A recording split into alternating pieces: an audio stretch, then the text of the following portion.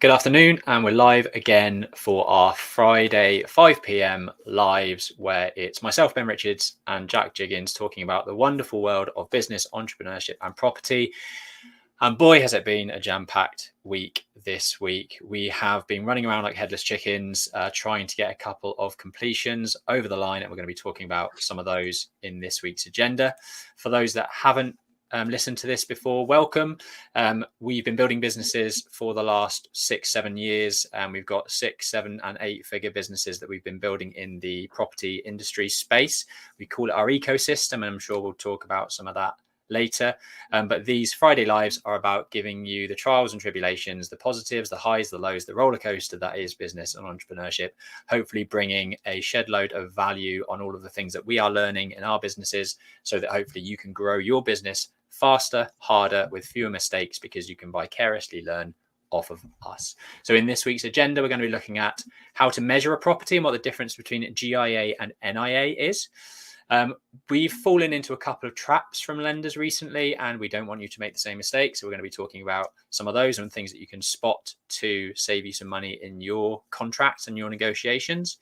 Completion day at one of our projects. We're hoping to refinance as we record this. We still haven't got it over the line, but by the time we finish this live, maybe we have, on a refinance on the old Maltings.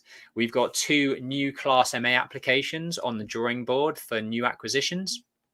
And we're going to be talking through the intricacies of what a Class MA application is. Jack's going to be talking about the structuring of deals with investors and developers, which I'm sure there'll be some golden nuggets in. We got 50 book recommendations for you. We're not going to read them all out. We're going to put them on screen and let you note them down. But those are coming later. We've been signing a lot of documents this week, and we're going to be talking about the power of Docusign and what it can do for your business. And then if you want to go big in development next year, we've got a little surprise for you at the end of the show. So do stay tuned. Oh, and hopefully we're going live on Instagram. We said we were live last week on Instagram. We weren't. It was my mistake, technical error, but hopefully we can get that sorted for this week. Anything you want to say, Jack? Let's get into measuring size, into the good stuff. So yeah, we've had through the process of doing various applications recently, having queries on our CIL payments, so our community infrastructure levy payments, queries around GIA, NIA, what is it, GEA, all of these acronyms. And I'm going to be hopefully dispelling a few myths and hopefully helping a few people to understand the differences of these.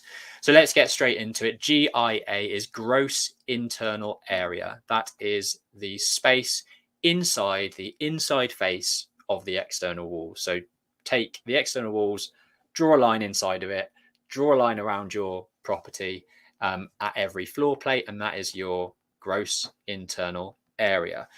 NIA is your net internal area, and the big differences between what these two are, as we found out recently, is with NIA, you discount anything below 1500 millimeters head height. With GIA, anything below 1500 head height to the external walls of the building is included. Gross external area is kind of what you would expect. It's the external line drawn around the outer face of the building, and that's your GEA. Now, what's come up recently with some of these terminologies, and where we've to a certain degree been stung, we are going to have to pay a £9,000 CIL charge instead of £4,500 CIL charge, which we expected, because hold my hand up, I didn't fully understand the terminology for GIA and what was included. My assumption, as always, has been anything below 1500 in head height isn't calculated. And if you look at these mezzanine spaces, which I'll make a bit bigger on screen, these, according to my calculations, were 19 square meters, but the council came back and said, no, it's 36 square meters, because we are taking the whole internal area, including above any staircases, into our calculation, which came out of 36 square meters. the part where my cursor is here, everything this side of it is lower than 1500 in head height. So we discounted that and thought, it's not included. And we would be right if SIL was calculated based on NIA, but it's not, it's GIA. So just a few things to look out for there. Now, one of the tricky things that was flagged up by one of our team members, as well, is that the technical housing standards that you use to size your property. So when you're submitting a planning application, you have to conform to technical housing standards. And a 2-bedroom flat, for example, minimum size of that will be 61 square meters. Now, in technical housing standards, they take GIA with a twist. The GIA that they take is discounting the space between 1500 ceiling height and 900 ceiling height and dividing it by 2. So you actually only count 50% of any wardrobes, for example, that are between 1500 head height and 900 head height.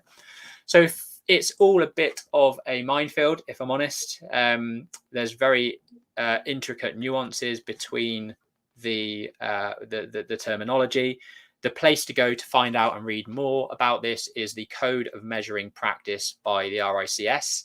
It's the 6th edition, May 2015, and that's what all of the guidance will be based on. So hopefully that's been useful. Jack, did that make sense? Did you have any questions?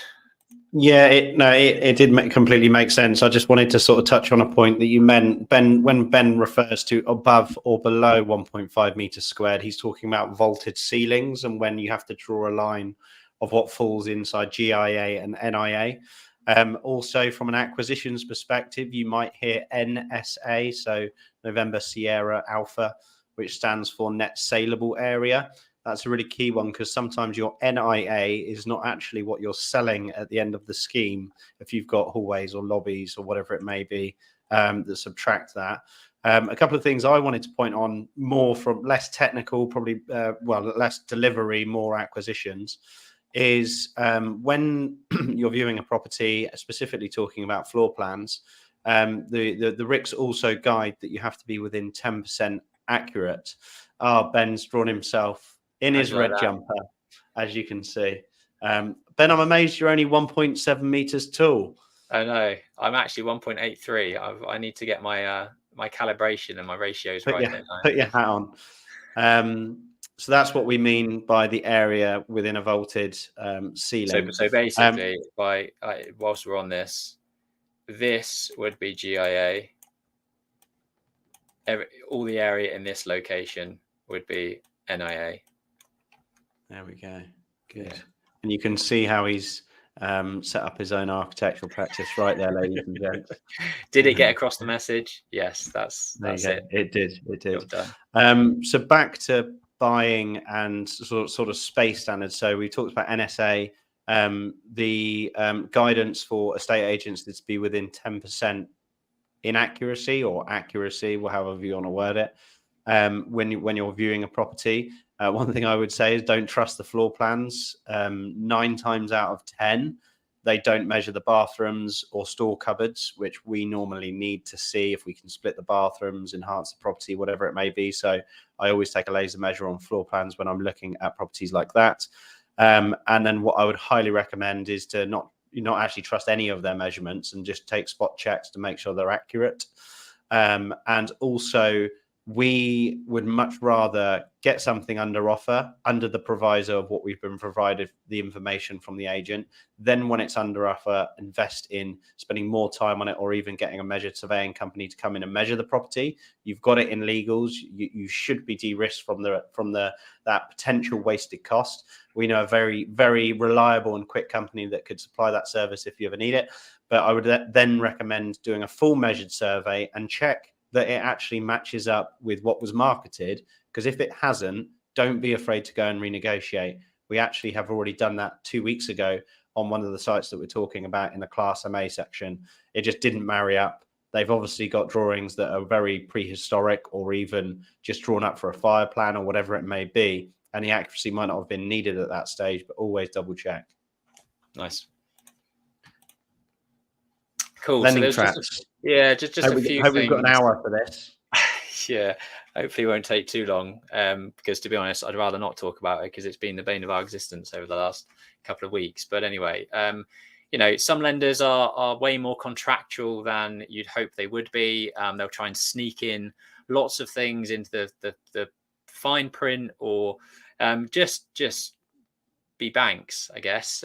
And there's a few things that I would like to share with you guys to just make sure you're checking out in the documentation, the facility agreements, the loan agreements that you're working with. The first thing being default fees. If you go one day over the loan duration, what is that fee? We've had some banks try to charge 5% for going into default. Others are more realistic and just charge you an extra 1%, maybe 2%.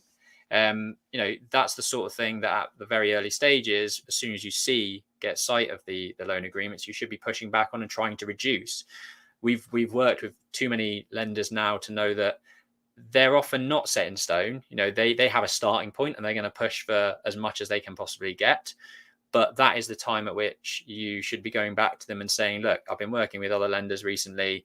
These guys are at X. Can you reduce your fees, reduce your default rate, and have that conversation up front? Because if shit does hit the fan later down the line, you're going to be very glad that you did so.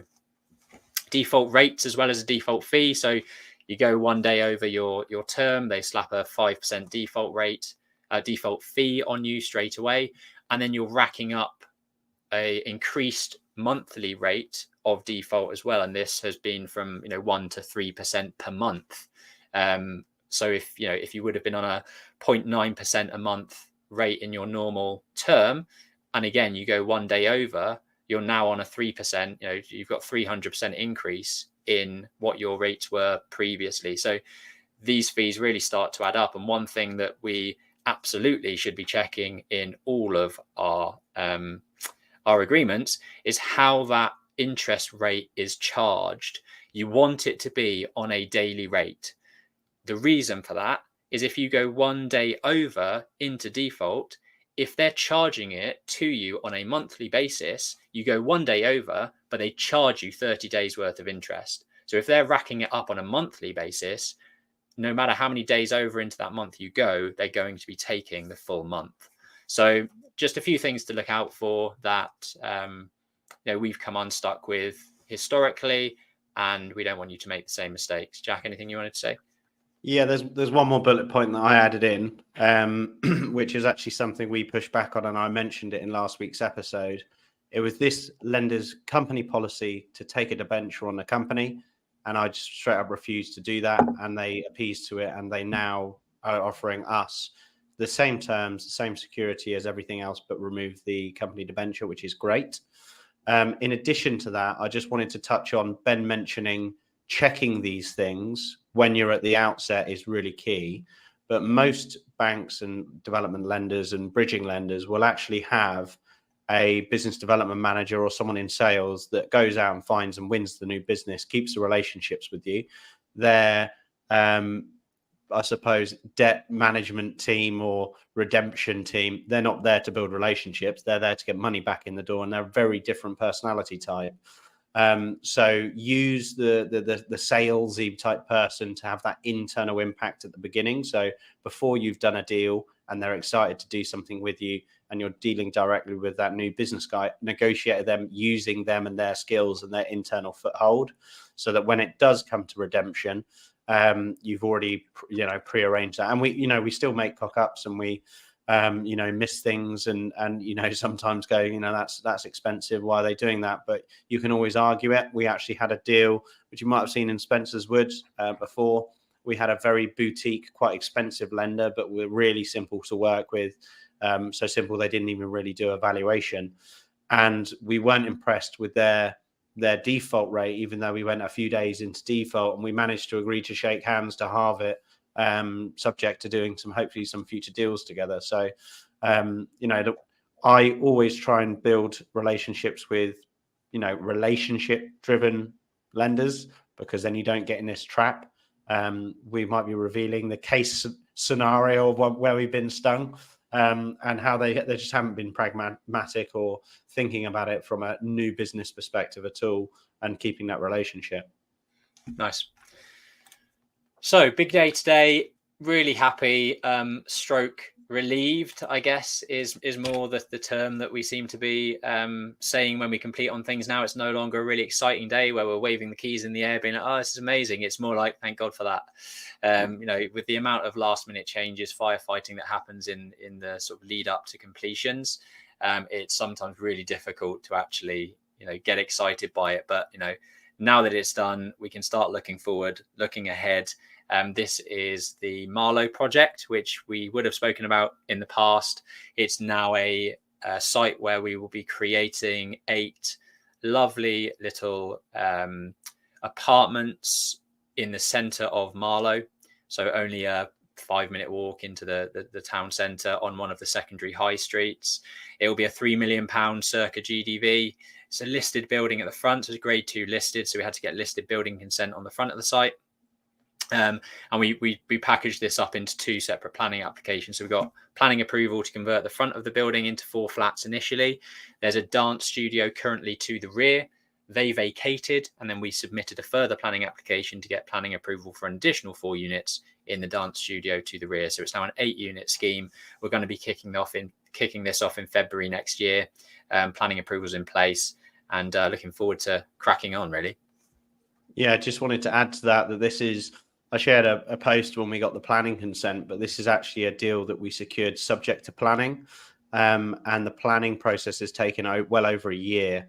The local council wanted to see that there was no fit for purpose use for commercial sites in this particular location anymore. And thankfully, we weren't running the clock up on our own time. We managed to agree to exchange on the site with just £5,000. I think it was something about 17 months ago. And we've obviously now got to a point where we've had 2 applications approved. We've completed on the site. It's also worth noting that the way that we found this site was actually through someone that had a connection with dance studio at the rear, who coincidentally is in property, but not specifically in developments. They're more in service accommodation. And he brought it to us and said, "I think there could be a deal structured here. Let us know what you think." Essentially made the introduction. We then obviously did all of our homework on the site. I think we did a really good job of getting the vendor on board, the actual property owner on board with our plans and our scheme, and he was very invested in us from a I suppose commitment perspective. But that chap that made the introduction is now getting paid a 5-figure fee for just purely that introduction. So just out there, if you do get any sites in our locations, so home counties and West London, please do shoot them over, because you could earn yourself a 5-figure fee before Christmas. And then equally, on the same note, the investor on this scheme has come on, and they're sort of a family, investment family, I suppose, as it were.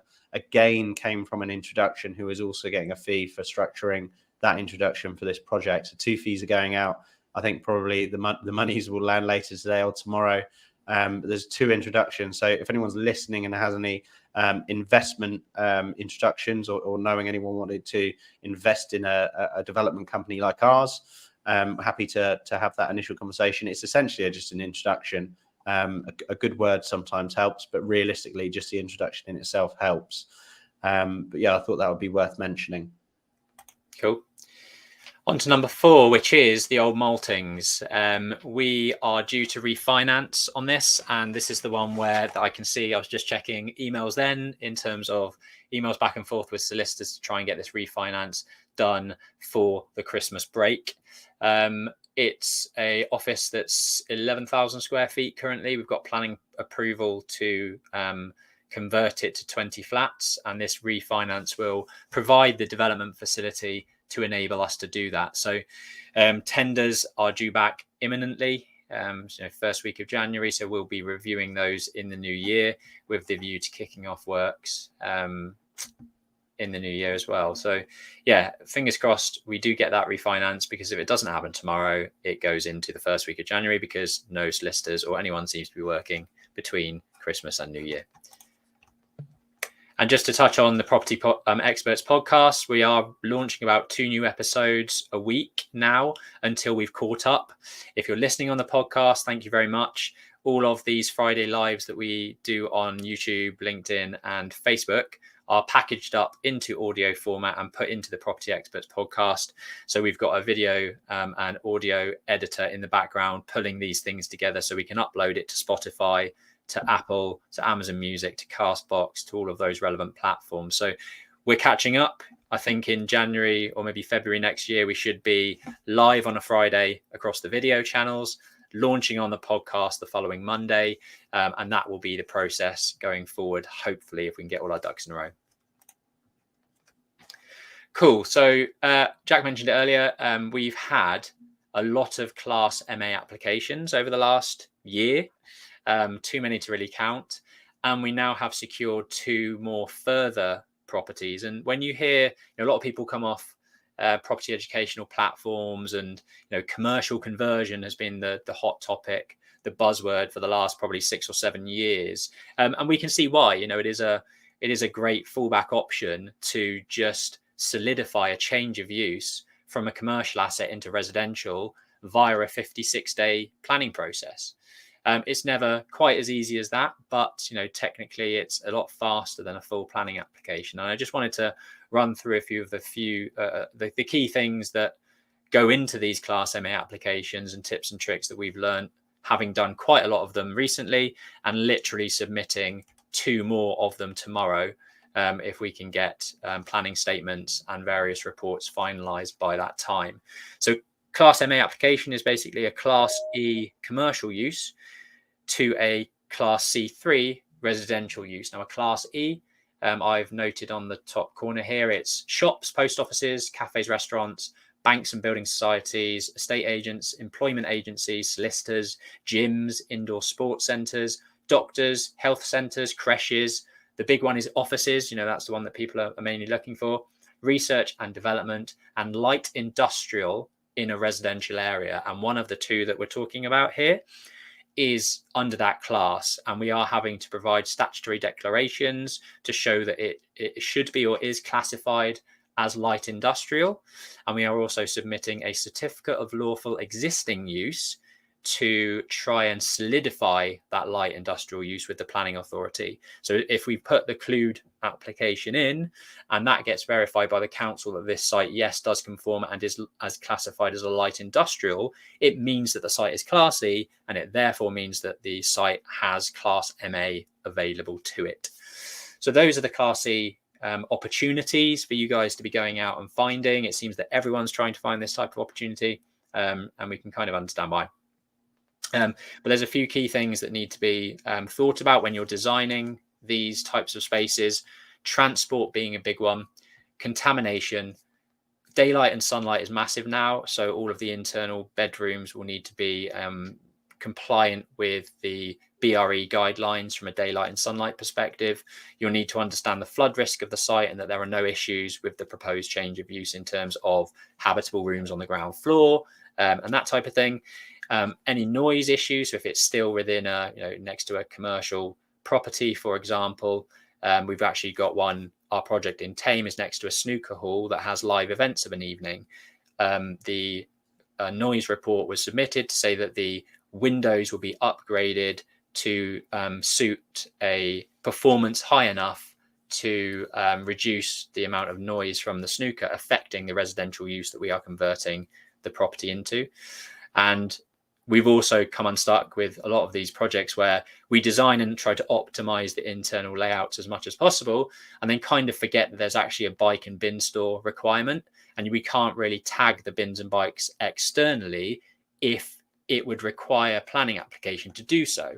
So with the Class MA application, you can't make any external changes. So if you do need bins, you do need bikes, you're going to have to find a location for them internally, which can obviously take away from the net saleable area that we can get. Jack, you wanted to say something? Yeah, I was just going to say, I actually had a question from someone on Instagram off the back of our recording last week.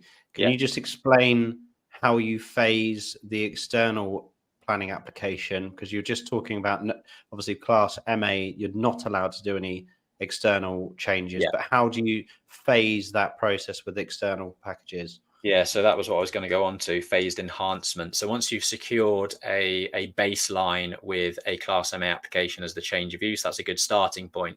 But sometimes you can't unlock the true value or the full value of the space because you don't have windows or roof lights or enough daylight in certain areas of the building.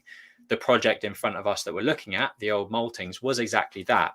So we had to first of all submit, and we're doing this with Tame as well, submit a full planning application for the external changes that you want to make, as if the building is still an office. So you've got an office, you want to improve the internal amenity of the occupants, you want to, reduce the energy use because you've got more light in the space and it's naturally kind of, from a heating perspective, solar gain is great, blah, blah, blah. But as an office, you can submit a full planning application to install roof lights, to install windows, to do everything that you might need to do for the future Class MA layouts. And you phase it in that way. So you put the full planning application in for those external changes. And once those have been approved, we do have some case law. So if people want the case law that we've used to almost, bully the council into submission that the Class MA application should be approved before any of the changes are actually made, then let us know. And what I mean by that is we've had councils push back in the past to say, okay, well, you might have got a full planning application to put roof lights and windows into this building, but you haven't implemented that planning application. We can't give you a Class MA application because according to this change of use, there's not enough daylight in the bedroom to the rear.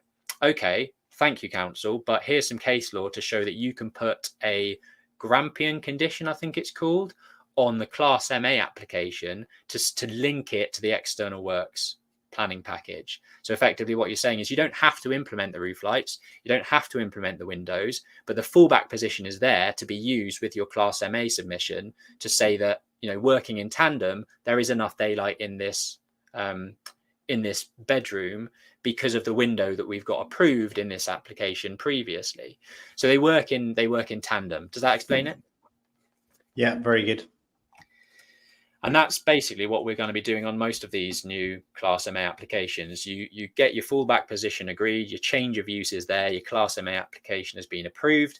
You go back in for external changes. On Tame, for example, we are adding inset balconies, we're adding external balconies, we're doing external gardens. All of those things will be used to enhance the value of the Class MA internal change of use. So just think about it as a phased approach.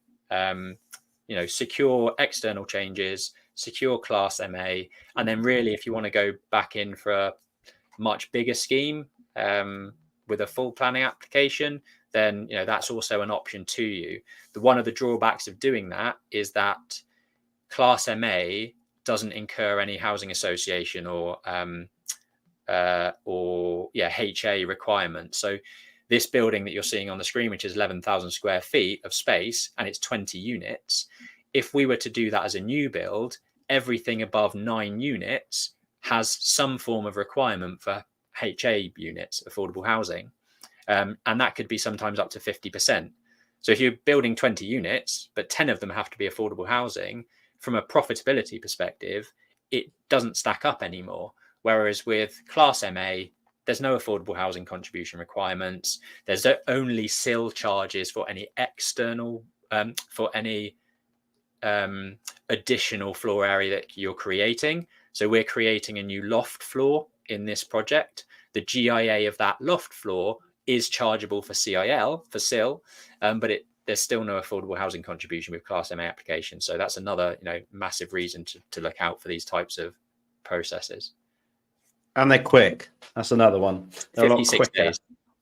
Yeah. 56-day planning application from validation. So, provided you've got your ducks in a row, you've got all of your reports to show that the daylight sunlight is fine. There's no contamination issues. There's no, parking issues from a transport statement. All these things need to be ticked, but, subject to having all that in a row. The decision date is 56 days from submission.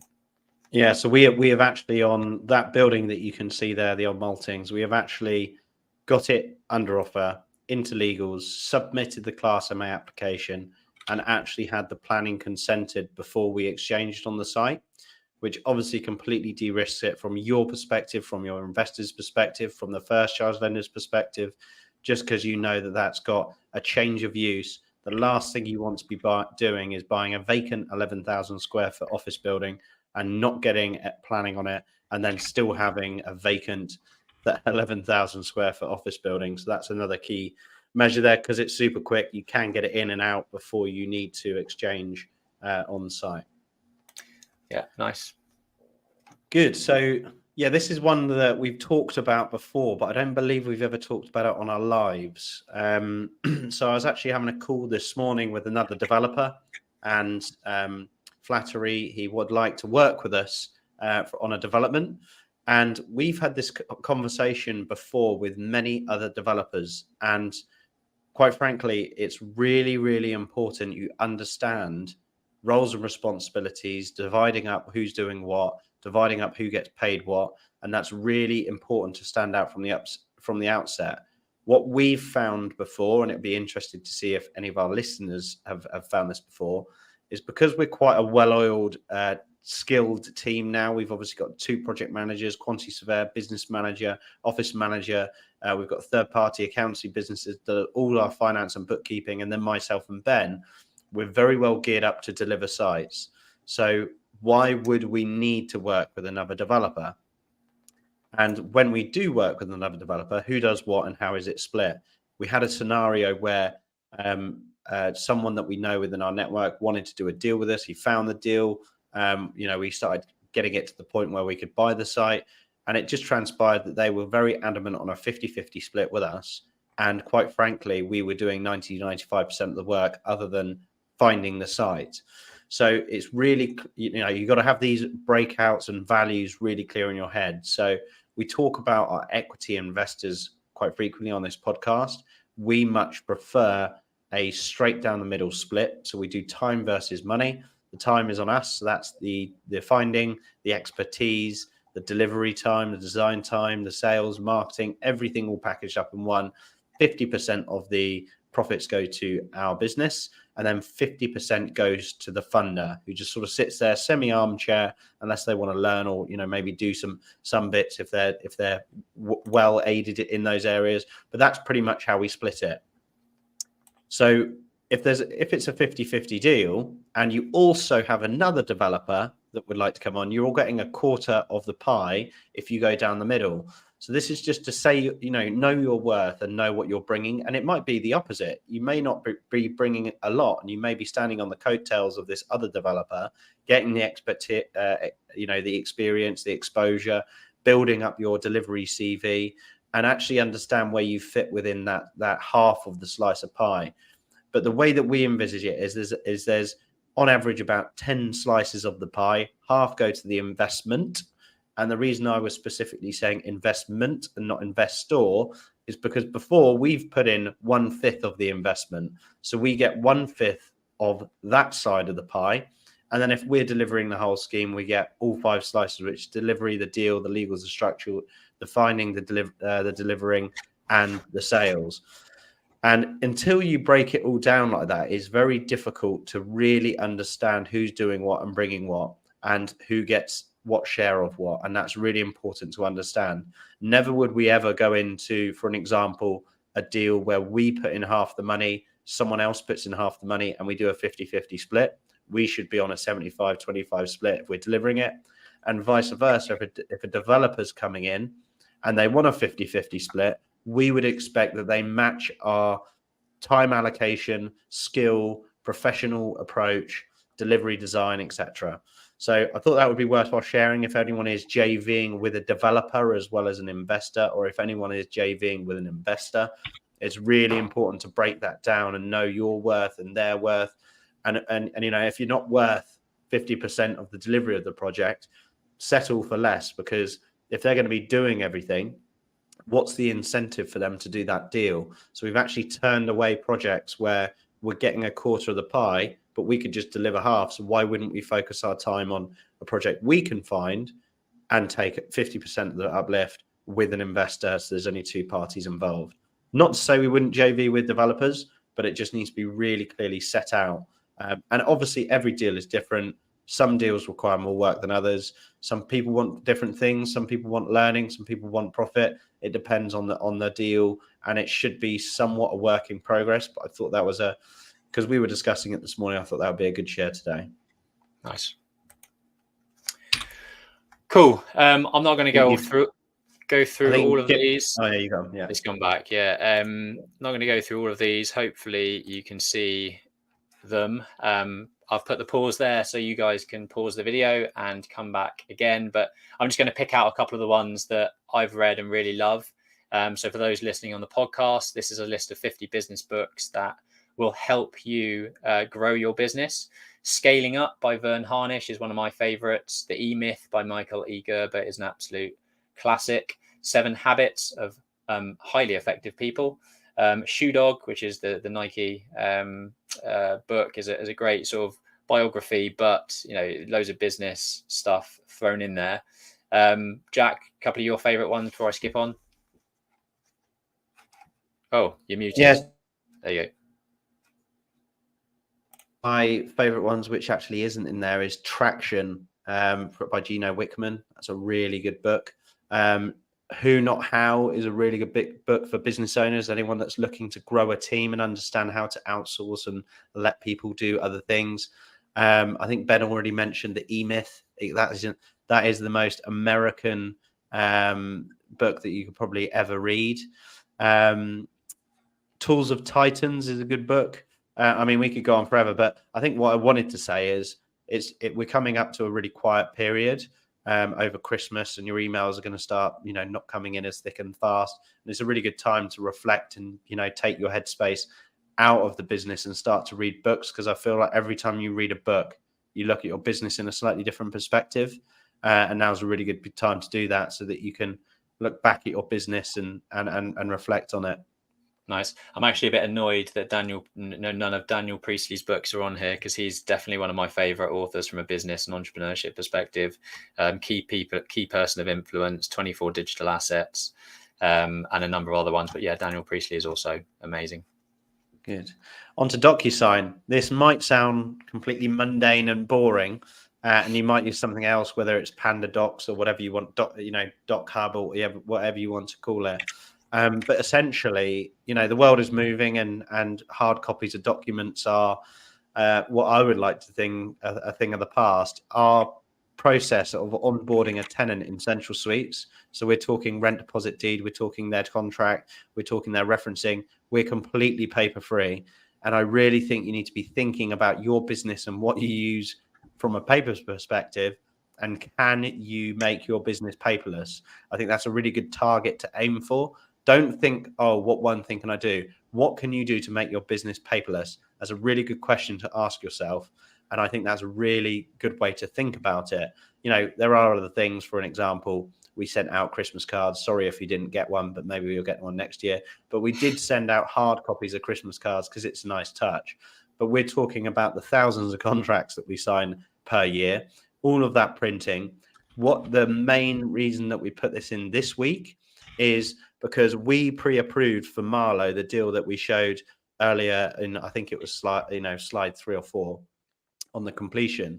And we agreed with the first charge lender, we could agree everything on Docusign. We agreed with our equity investor, we could agree everything on Docusign. And we agreed with our solicitor, we could do everything on Docusign. Now, to put that into perspective, I was lead signatory on pretty much all of these documents. And there was an occasion where I signed the same document 3 times because of iterations when it got back to the relevant party and a solicitor spotted something. Now, if you could imagine, I obviously live in Henley. Our solicitors are in Chesham. Their solicitor is London-based. The bank solicitor is London-based.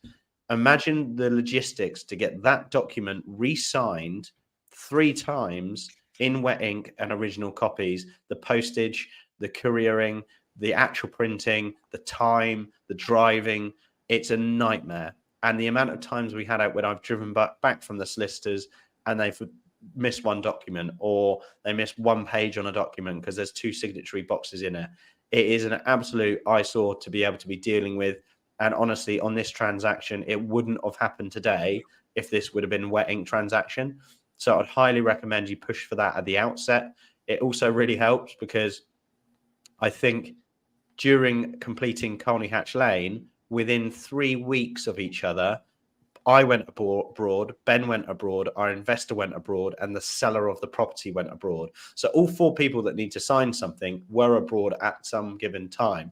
Now, Docusign in that particular scenario wasn't approved, and it was just a nightmare. We had a snail mail from Singapore. We had all sorts going on. So highly recommend where you can. It doesn't work with everyone. Some banks won't accept them. They will accept them on your internal documents like shareholders agreements and what you're dealing with the investor and yourselves. But what they might not approve is their documents. But I highly recommend you try and get that teed up to get everything that you possibly can on Docusign. And it's so much more straightforward. A few clicks of a button.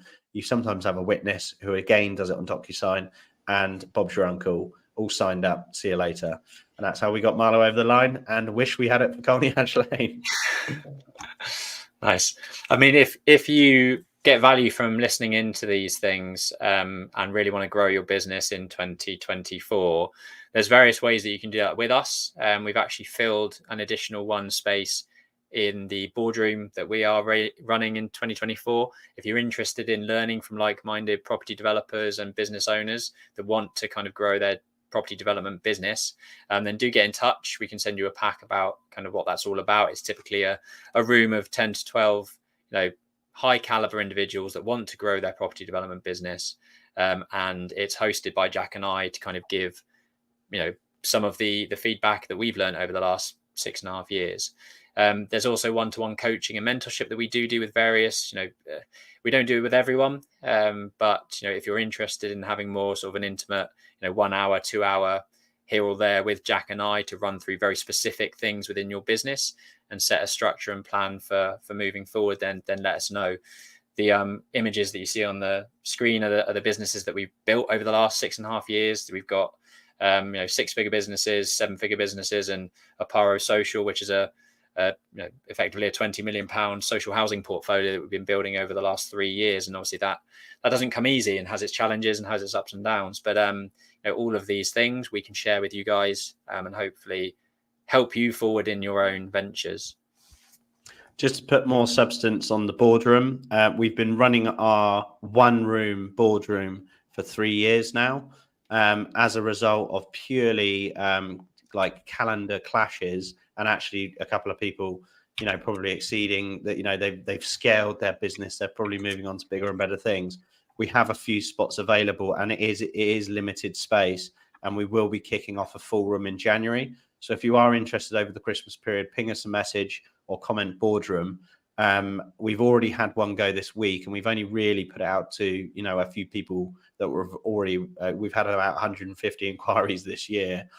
So if you do want to scale your business, to give that context, we've grown our business to an annualized delivery of about 30 million per year, and we're literally, I think, within 5% of hitting over 100 million delivered and in pipeline, just our businesses, and that's within a very short period of time. So we've probably made more mistakes than most, but we've also had some successes. But you need to make the mistakes to have the successes, I believe. They come thick and fast, and we're here to help someone else do that a lot quicker and effectively and efficiently, which is what some of our mentees get as well. Cool. And we just had one, as always, kind of this is for you guys. So we get questions and stuff flying in through comments across the social platforms. We have our own XP property community group on WhatsApp where we have questions flying in. And this week, somebody asked about discounts and suppliers. Hitesh asked if we have any, and we do actually have an affiliate list of companies that we work with that can offer various discounts for their services, for their products, or architecture. One of my companies has a lot of good connections with suppliers, so sanitary ware suppliers, tile suppliers, kitchen, bathrooms, that sort of stuff.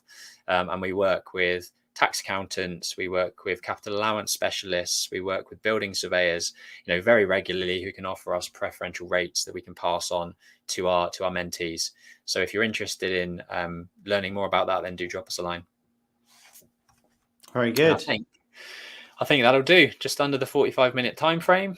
Merry Christmas, everyone. I hope you have a really good festive period. See you in the new year for some more exciting things. Jack, any final words? Not necessarily. What are you praying for Christmas, Ben? A bit of stress relief, maybe. Some downtime, some actual downtime, and like a zero inbox. That'd be nice. Yeah. Yourself? Yeah, that cheese and beer. Yeah, nice. That's what I do at this time. That's what I do at this time of year. See, I'm already in the spirit. Very good. Well, I mean, we've got a day out playing golf planned for tomorrow, which will be a nice fitting end to the year, and hopefully be the first of many days where we can actually chill out and forget all the stresses. But until the new year, actually, are we going to do it next week? I haven't even talked about that. Probably should. Probably should. Yeah. Cool. Well, have a great Christmas and see you next week.